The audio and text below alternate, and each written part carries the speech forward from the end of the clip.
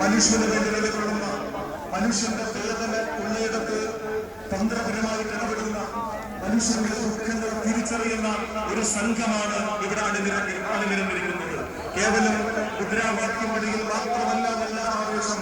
ഈ രാജ്യത്തെ ജനങ്ങൾ അനുഭവിക്കുന്ന സർവ്വ വിഷമങ്ങൾക്കും ഒപ്പം നിന്നുകൊണ്ട് കൂടെ നിന്നുകൊണ്ട് ഈ സ്നേഹസാന്ത്വനങ്ങൾ ഇനി കർമ്മഭൂമിയിൽ സജീവമാകും എന്നാണ് കേരളയാത്രയുടെ സന്ദേശമായി സ്നേഹസംഘത്തെ സമർപ്പിച്ചുകൊണ്ട് ഞങ്ങൾക്ക് ഇവിടെ പറയാനുള്ളത്.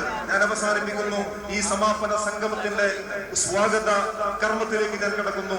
പരിപാടിയുടെ ഔദ്യോഗികമായ ഉദ്ഘാടന കർമ്മം നിർവഹിക്കുന്നത് ബഹുമാന്യനായ സമസ്ത കേരള സുന്നി യുവജന സംഘത്തിന്റെ സംസ്ഥാന അധ്യക്ഷൻ പൊന്മള ഉസ്താദാണ്. വളരെ സ്നേഹത്തോടെ ആദരവോടെ ഈ പരിപാടിയിലേക്ക് സ്വാഗതം ചെയ്യുന്നു.